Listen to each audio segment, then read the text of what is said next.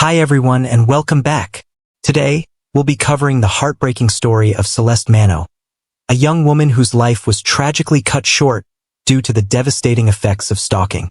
Her case, which shook Australia in 2020, exposed significant failures in the system designed to protect stalking victims and led to calls for reform. Celeste Manno was born on November 22, 1996, in Italy, but her family moved to Melbourne, Australia, when she was young in search of better opportunities. Growing up, she was known for her vibrant personality and her love for dance, even becoming a cheerleader in school. Those who knew her described her as someone whose smile and laughter could light up a room. After high school, Celeste enrolled at RMIT University in 2015, where she studied criminology and psychology, driven by her deep interest in understanding human behavior. Her goal was to become a psychologist and help others by using her knowledge to benefit society. Celeste had a very close relationship with her family, especially with her mother, Aggie. The two shared a nightly tradition where Aggie would wish her good night and talk about the day's events, something they continued even when Celeste was an adult. After graduating in 2019, Celeste got a job at the Serco call center in Mill Park, Melbourne. It was her first step into the working world, and she quickly excelled. Her kindness, intelligence, and communication skills were noticed by her superiors, and she soon earned a promotion to team leader. Around this time, Celeste met a coworker named Louis Seiko. Initially, their interaction was purely professional, but everything changed in June 2019 when Seiko was dismissed from his job for poor performance. Celeste, as team leader, was responsible for escorting him out of the office. She handled the situation gracefully, wishing him well, but Seiko reacted inappropriately by pulling her in and kissing her on the cheek. The unexpected gesture left Celeste shocked and uncomfortable. That evening, she told her mother about the incident, feeling uneasy. Aggie, trying to calm her daughter, suggested that perhaps it was just a harmless crush. Unfortunately, this would later prove to be a dangerous miscalculation.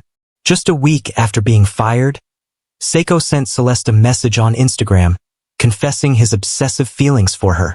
He claimed that he couldn't eat, sleep, or function without her.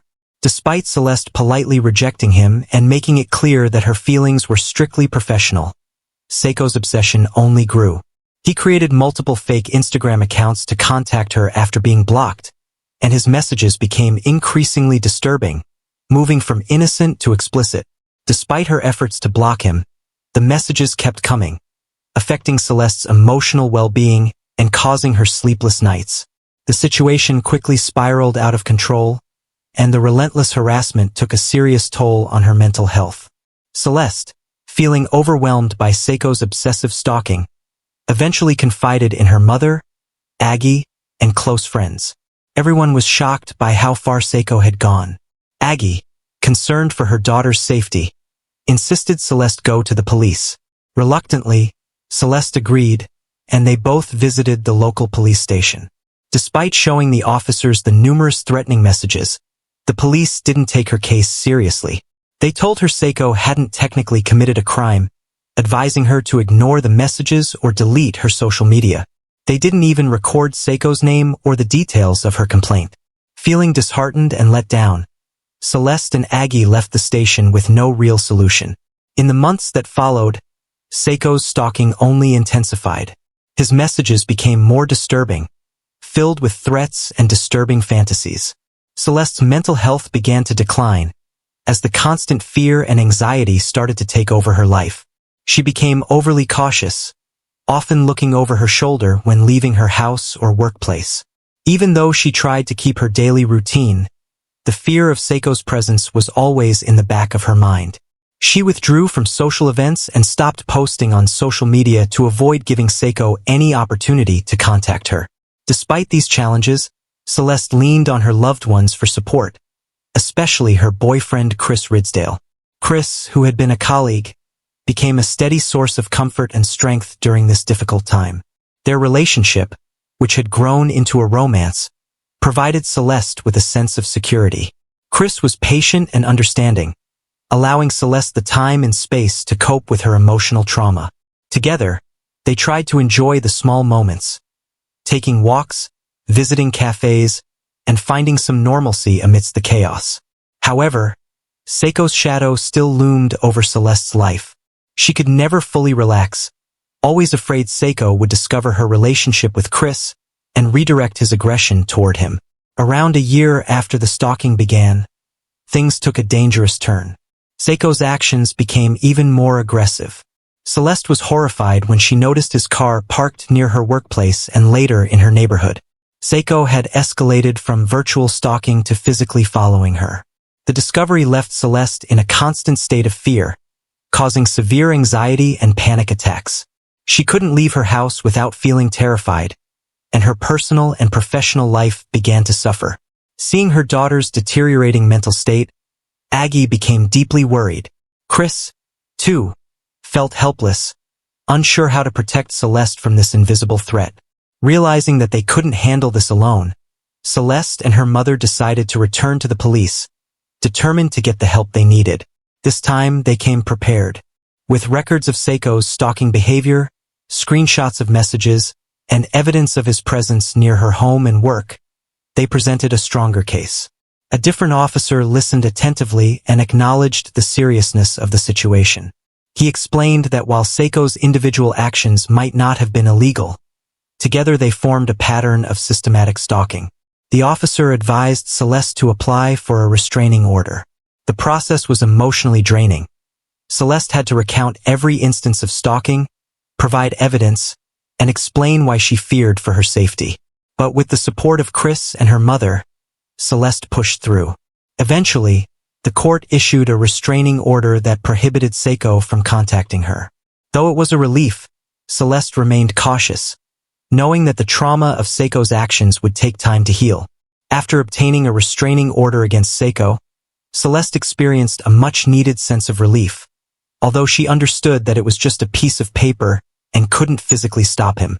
For the first month following the order, things appeared to improve. Seiko seemed to vanish from her life. His messages ceased, and his car was no longer spotted near her home or workplace. Gradually, Celeste began to reclaim her normal life, sleeping peacefully again and improving her productivity at work. She even started to reconnect with friends and family, rebuilding the social bonds that had frayed under the stress of stalking. Her relationship with Chris also flourished. They began discussing their future and dreaming of a life together, with Celeste contemplating new job opportunities and even a move to leave the past behind. Aggie, her mother, was relieved to see her daughter returning to her cheerful self, hopeful that the worst was finally over and that Seiko had finally understood he should leave Celeste alone. However, despite the positive changes, Celeste couldn't completely relax. She remained cautious, avoiding social media posts about her whereabouts and being vigilant whenever she left the house. Deep down, she sensed that this silence could be deceptive. On November 14, 2020, just 2 days before the tragic events that would change everything, Celeste and Chris decided to enjoy a day together, celebrating the gradual easing of COVID-19 related restrictions. They chose a rooftop restaurant in downtown Melbourne that offered stunning views of the city. The day was sunny and warm, perfect for outdoor relaxation. They spent several hours laughing, talking, and enjoying each other's company, discussing their dreams of travel and the future. During this time, they took numerous photos, including one that would later hold painful significance. This photo captured a moment of pure joy, with Celeste and Chris embracing, their faces radiant with happiness. Feeling optimistic, Celeste decided to share the picture on Instagram to announce their relationship publicly. When she returned home, she excitedly shared her day with Aggie and discussed her intention to post the photo. Seeing her daughter so happy, Aggie wholeheartedly supported her decision, believing that the threat from Seiko had finally passed. On November 15th, Celeste posted the photo on Instagram, pairing it with a romantic caption. Friends and family showered her with positive comments, celebrating her newfound happiness. That evening, she relaxed at home, watching a movie and planning her upcoming 24th birthday with her mother. No one could have predicted that this post would trigger the tragic events about to unfold. Later that night, Celeste and Aggie followed their usual evening routine. After dinner, around 10 p.m., Aggie went to Celeste's room to wish her good night. "Should I turn off the light or leave it on?" she asked. "Leave it. I'll turn it off myself in a minute," Celeste replied. "Okay. Love you," said Aggie. "I love you more. Good night," were the last words she heard from her daughter. At approximately 4:10 a.m. on November 16th, Aggie awoke to the sound of breaking glass. Recognizing the sound as coming from Celeste's room, she was overwhelmed with horror and rushed to her daughter's side. What she found would forever change her life. Celeste was lying on the bed, motionless and covered in blood. The bedroom window was shattered, and glass shards littered the floor. Frantic, Aggie begged her daughter to wake up and call for help, but Celeste did not respond. She immediately dialed emergency services, screaming the address into the phone and pleading for them to come quickly. Despite her desperate attempts at first aid, it was too late. When paramedics arrived, they discovered that Celeste had already succumbed to her injuries. An autopsy later revealed that she had been stabbed 23 times, one of the wounds piercing her heart.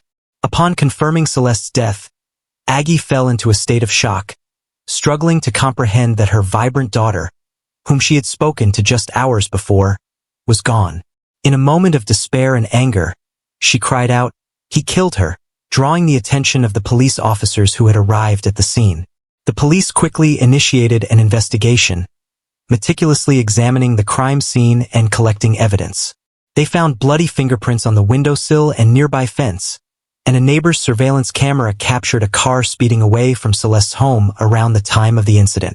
Detectives began questioning Aggie, trying to understand who she meant by he. She explained the history of Seiko's obsessive stalking over the past year and informed them about the restraining order issued against him. Meanwhile, the news of the tragedy spread rapidly. Chris Ridsdale, upon hearing the devastating news, was inconsolable. He couldn't fathom that Celeste, with whom he had shared a beautiful day just 2 days earlier, was gone. The police wasted no time in searching for Seiko, but their efforts were quickly rendered unnecessary when he appeared at the police station about an hour after the murder. With an injured hand, he confessed to killing Celeste, saying, "She's dead. She's dead. Go see. You know what happened. It's your fault." He even tried to provoke the officers to shoot him but was instead arrested. During the investigation, authorities examined Seiko's phone and discovered that he had been closely monitoring Celeste, documenting her every move, revealing the depth of his obsession. This horrific turn of events shattered the lives of everyone who loved Celeste, leaving a haunting reminder of the dangers of stalking and the devastating consequences it can have. Investigators uncovered alarming evidence on Seiko's laptop, including search queries about Chris Ridsdale and numerous screenshots of Celeste and Chris together. They also found plans of Celeste's house and details about the restaurant where she and Chris had their date. Most concerning was the discovery that 3 months prior to the murder, Seiko had bought a hammer and a kitchen knife, indicating that the crime was premeditated. As a result, he was charged with first-degree murder and taken into custody without bail. The trial for Seiko began nearly 3 years later, delayed mainly by COVID-19 restrictions and his defense's tactics. Throughout the trial, Seiko changed his story, initially confessing but later claiming he was mentally incompetent. Experts disagreed, concluding he was aware of his actions. The prosecution presented strong evidence, including messages to Celeste and a detailed plan of her home. On February 29, 2024, Seiko was found guilty of murder and sentenced to 36 years in prison, with a chance for parole after 30 years. Celeste's family expressed mixed feelings about the sentence, feeling it was too lenient for such a brutal crime. In response to their loss, Celeste's mother, Aggie, began advocating for stronger stalking laws in Australia to prevent similar tragedies, even starting the Celeste Manno Memorial Foundation to support victims and raise awareness about stalking. Thank you for watching today's video. Don't forget to like and subscribe to the Crime Stories channel.